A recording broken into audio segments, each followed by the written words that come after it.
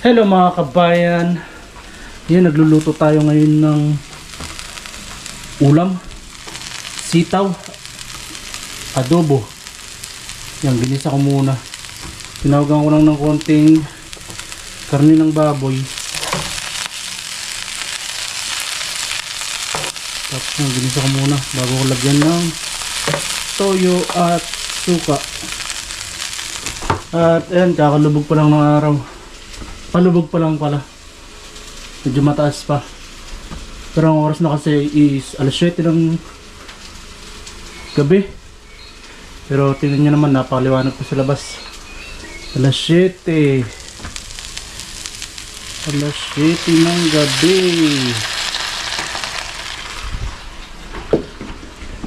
Bali, itong niluluto mga kabayan pangbaon bukas tsaka pang-almusal na rin. Kaya na rin yung pang-almusal ko. Maaga kasi yung papasok bukas nung umaga. Pinapag-overtime ako ng 6:30. 6:30 na umaga, early overtime.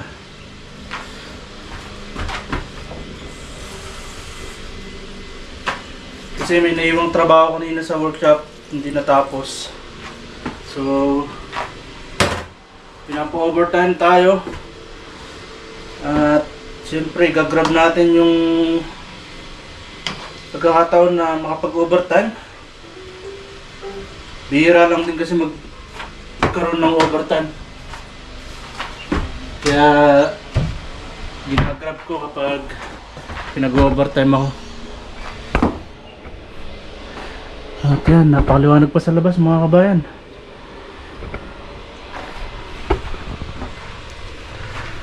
Adobong sitaw. Takpan pala natin.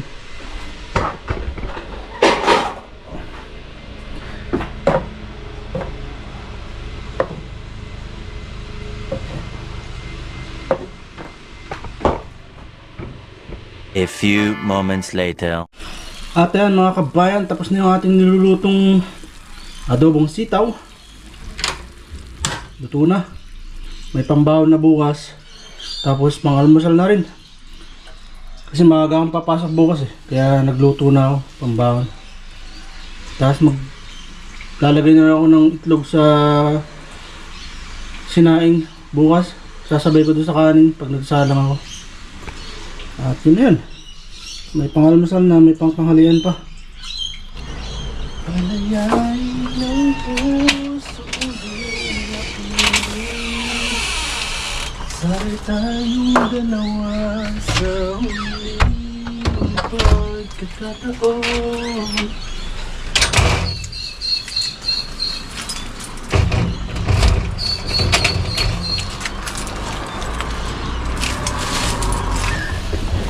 Lalabas natin yung basura mga kabayan.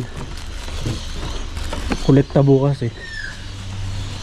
araw ng kolekta ng basura. Ito yung basura natin, number 5.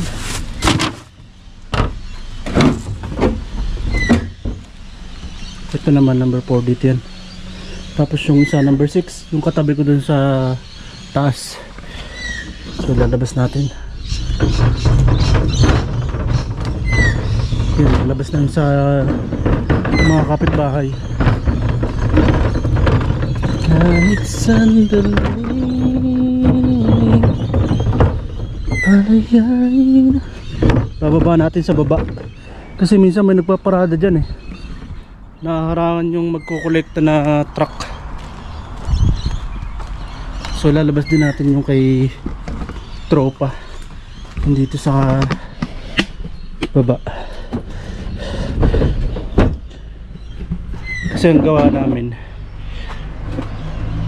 kung sino yung mauna maglabas, sinasabay na namin yung basura. Nagsasabay na namin ng labas. Minsan pag siya yung naunang naglabas ng basura, sinasabay niya na rin yung sa akin. Ito bukas, kukolektahin ito bukas. So pag umalis ako, papasok ng trabaho bukas, andito pa to. Pero kapag uwi ko galing sa trabaho mga 4 o'clock, nakapasok na yan. Diyan, nakabalik na. Bali yung isa, number 6. Kung katabi ko nga doon sa taas, eh wala pang basura yan. Yan, may isang pirasong plastic lang. Bali, bihira kasing mag-stay dyan yung tenant pala. Matandang babae. So ayan mga kabayan, naisipan kong maglakad. Bali, ang oras na ngayon ay 7:40 ng gabi. Yan, 7:40 ng gabi. Pero tingnan nyo naman, napakaliwanag pa mga kabayan. Kaya naisipan ko pa maglakad. Kakalubog pa lang ng araw. Diyan sana ako tatambay. Kaso may tao, may nakatambay din. So didiretso tayo dito sa may Queen Elizabeth Park. Queen Elizabeth Park. Napakapayapa ng lugar mga kabayan. Napakataas ng puno na to. Parang ano siya? Parang puno ng nara. Nara nga ata. Tapos yan yung Manning River. Kalmado yung tubig. Kalmado.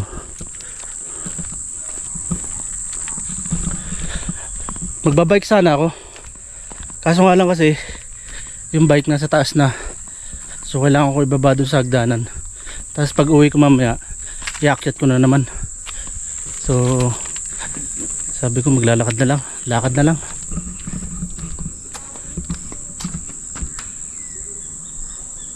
Yan ang Manning River dito sa Tari.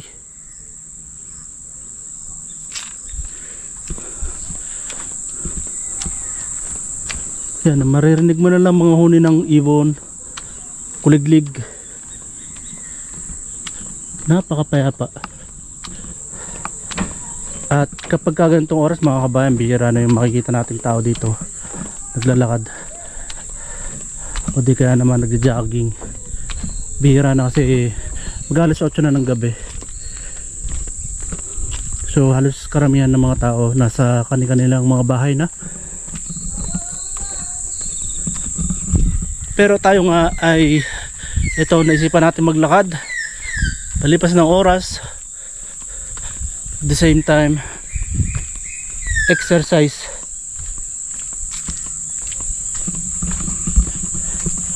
You know, kuliglig. Ay, narinig nyo na yan.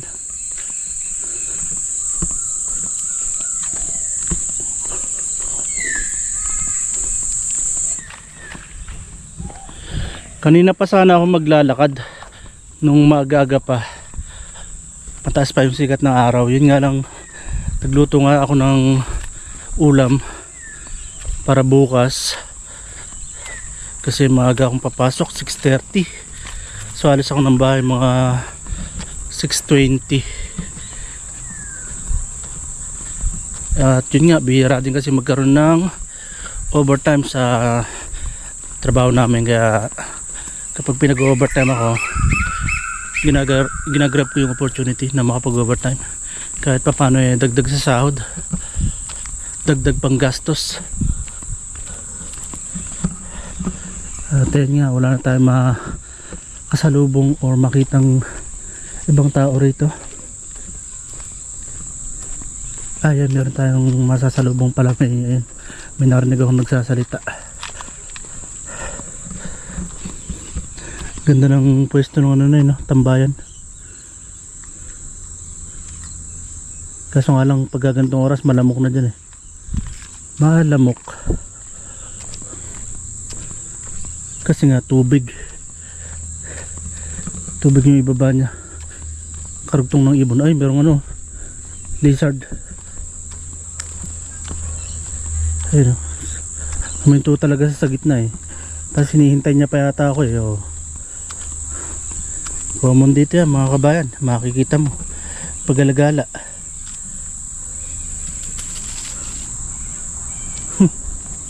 Ang cute no.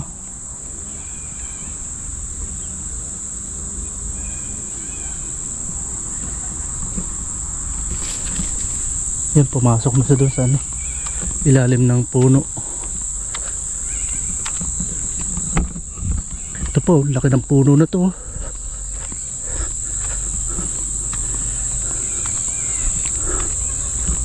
Bumalik din yung dalawa.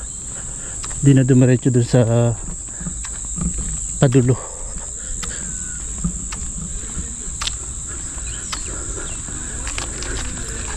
Palayain ang pusong di mapigil.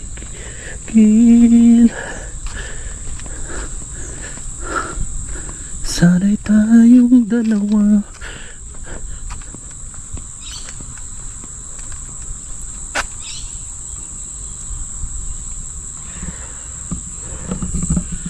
Yan, may pumasok yata ng insekto sa mata ko ah.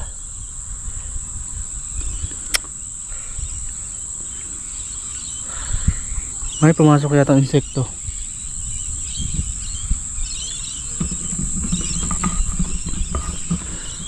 Ito yung pinaka lookout dito mga kabayan.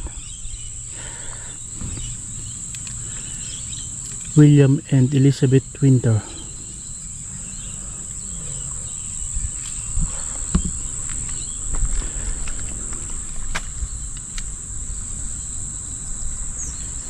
Napakapayapa ng lugar mga kabayan. Daming mga baka doon sa kabilang side. Tapos yun, may mga wild duck doon sa pangpang. Tapos meron naman doon isang, hindi ko alam kung anong tawag doon sa ibon na yun, yung kulay puti, yun na naglalakad din sa ano, sa pangpang. Meron nga yata pumasok na insekto sa kaliwang mata ko.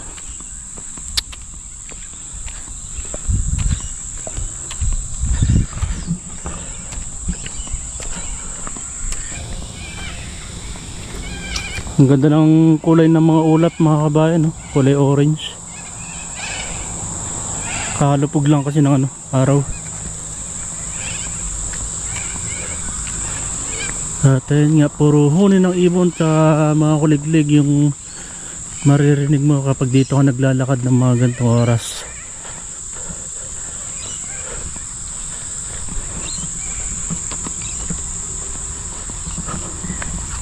Yung ganda ng kulay ng ulap.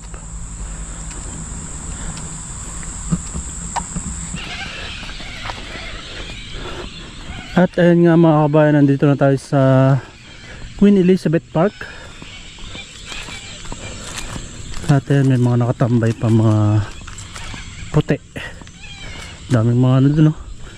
Wild duck. Tapos yun, may iniwan na namang trolley dun, no? May iniwan na naman trolley. May mga ilan-ilan pa nakatambay dito. Yun, oh, ganda ng kulay ng ano, ganda ng kulay ng ulap.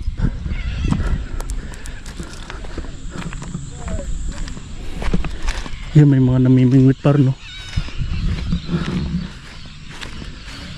Doon, tatlo sila namimingwit. Tapos doon naman dami mga parrot. Ito, dami mga wild duck. Tapos meron pa doon. Tapos yun naman mga parrot nga. Tapos doon merong pelican. May isang pelican naglalakad. Pero yun mga kabayan, no? Mga wild duck. Malaya lang silang nakakagala rito. Kahit yung mga parrot, kasi hindi sila pwedeng hulihin, pinagbabawal. Stig nung pakpak nila may kulay green. May part na may kulay green. Medyo ano lang, natatago lang. Tatakpan ng ibang part nung pakpak nila. May mga nahuhuli kaya itong mga to. Hindi ko pa nasubukan mag-fishing dito sa area na to eh. Doon lang sa malapit sa may apartment. Nakapag-try na kami doon kaso wala rin kami nahuhuli. Ito yata hindi nagbubukas pag ganitong oras. Walang tao. Pero may nakasinding ilaw doon sa part ng ano, sa may kung saan nag-o-order ng mga pagkain, pero wala ka naman makitang kumakain na tao. Sarado siguro, baka maaga nagsasarado kasi alas 8 na eh. Ay wala pa pala, 7:56 ng gabi, pero napakaliwanag pa nga. Ayun o, Pelican, ayun pa isa. Try natin lapitan ng bahagya.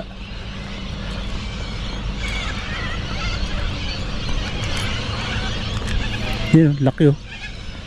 Haba ng tuka.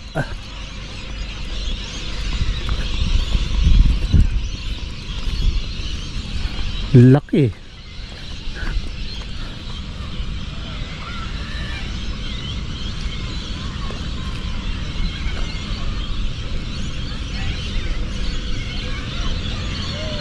Ang laki.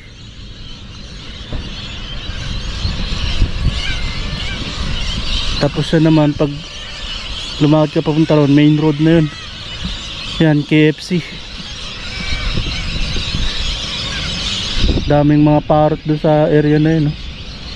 Pinaririnig yun na yun, mga huni na yun. Parrot yun, mga kabayan. Tapos yun nga, merong playground doon sa part na yun.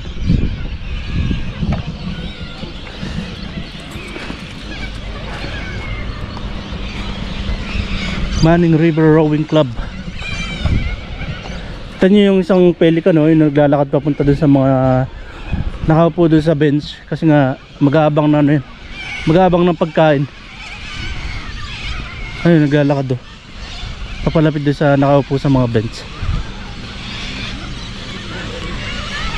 Tapos ito pa yung isa, oh, sa poste.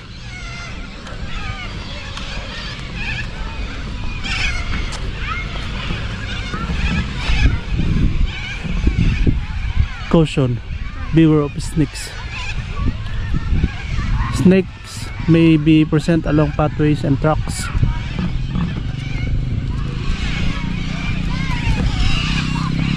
Ang laki ng ano, pelican.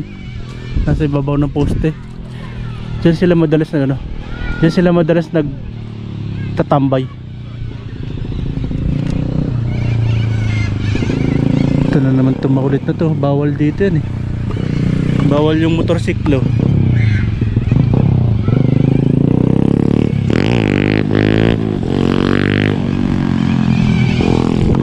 May pajiso. Medyo nangangati yung mata ko, ah. Yung kaliwa. Dahil nga yata nakapasok na insekto kanina.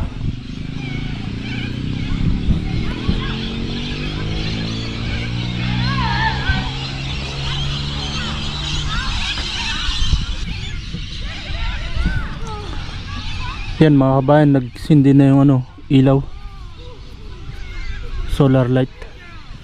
May nakatungtong pa na pelican.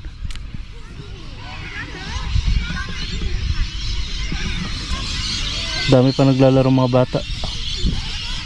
At ang oras ng mga kabayan ay alas 8:05 ng gabi. Pero yan, maliwanag pa.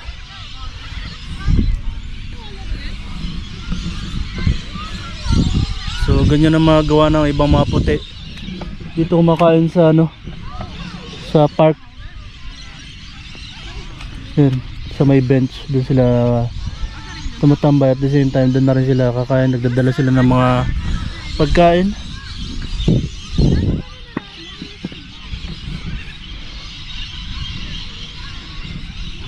Tapos doon naman yung Martin Bridge, palabas ng Tari. Paglagpas mo ng tulay, ibang lugar na yun.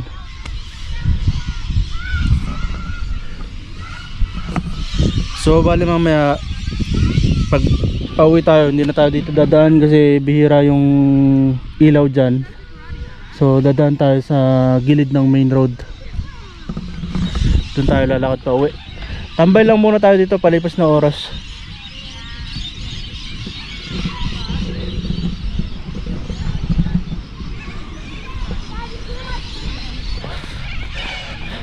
Balik na tayo ng bahay mga kabayan. Malamok. Malamok. Dito tayo dadaan sa may gilid ng main road para maliwanag.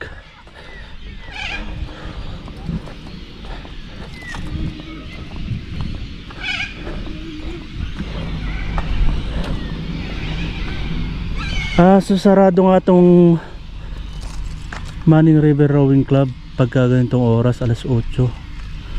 Siguro mga 5 or 6 lang siguro sila bukas, hanggang 5 or 6.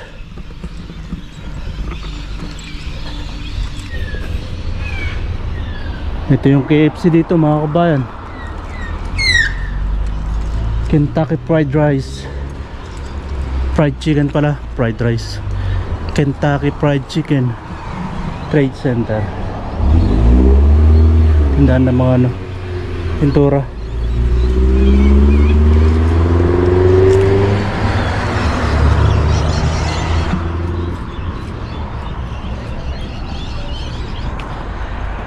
So ganito ang itsura ng lansangan dito sa lugar na kung saan ako nakabase mga kabayan. Yan, napakaliwanag.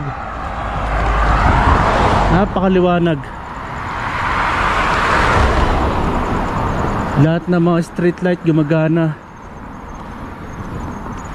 At di ka matatakot na maglakad kapag ganitong oras, gabi. Kasi yan, maliwanag. At the same time, bihira na yung taong makikita mo sa labas. Ayan, makikita mo lang yung mga sasakyan na bumibiyahe. Yan, meron lang tayong nakakasabayan din sa kabilang side na isang mama naglalakad din. Pero yun nga, di ka matatakot na maglakad ng gabi rito sa main road Pero sa mga ibang lugar may mga part na nakakatakot din lakaran pag gabi. Mid Coast Mowers.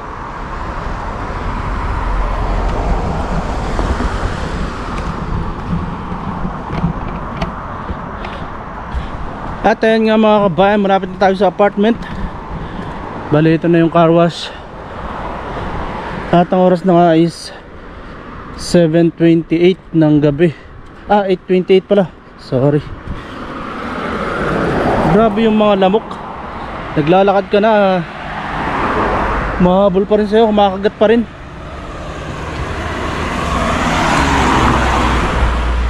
Dog wash, Unlimited Wash Club. Wash as often as you like. May membership pala. Yun yan lang isang magandang business car wash. Tapos kung mapapansin nyo yung bubong niya puro may nakalagay na tawag dyan, solar panel. So possible na nagpapagana sa car wash ay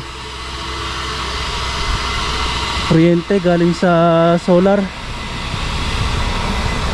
Nice. Yan, magandang business. Tapos 24 hours to mga kabayan, car wash 24 hours. Kaya madalas, kahit madaling araw, maririnig mo may nagka-car wash dinig hanggang doon sa sa unit ng apartment ko. Ito naman yung automatic car wash. Hindi ko pa na-experience yung mag-ganyan, mag-automatic. Pero doon na-experience ko na yung ikaw mismo magka-car wash. Tapos ayun naman, nagtingin din kami dati dyan nung pinapaupahan pa yung dito banda. Dalawa yung unit na yun sa taas.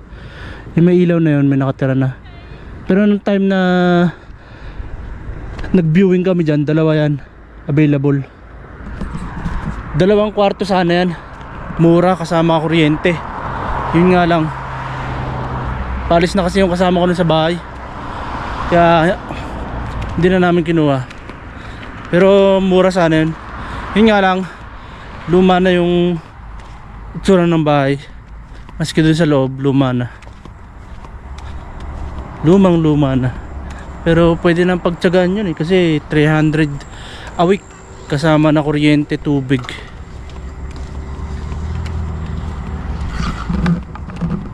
Self-service. Yan, nakalabas na yung mga basurahan. Dilaw tsaka pula. Yung dilaw hindi ko nilabas kasi ano naman yun, mga recyclable naman yung laman nun. Kaya kahit na hindi mo ilabas, okay lang. Kasi ang ginagawa ko, kapag malapit na siya mapuno, tsaka ako siya nilalabas. Hindi ko alam kung kita pa ako sa video mga kabayan. Pero andito na ako sa apartment. At ayan mga kabayan, nakapasok na tayo ng apartment. At ang oras na ay 8:32 ng gabi. So kahit pa paano nakapag-ensayo tayo, nakapaglakad-lakad. Nabanat-banat yung mga buto.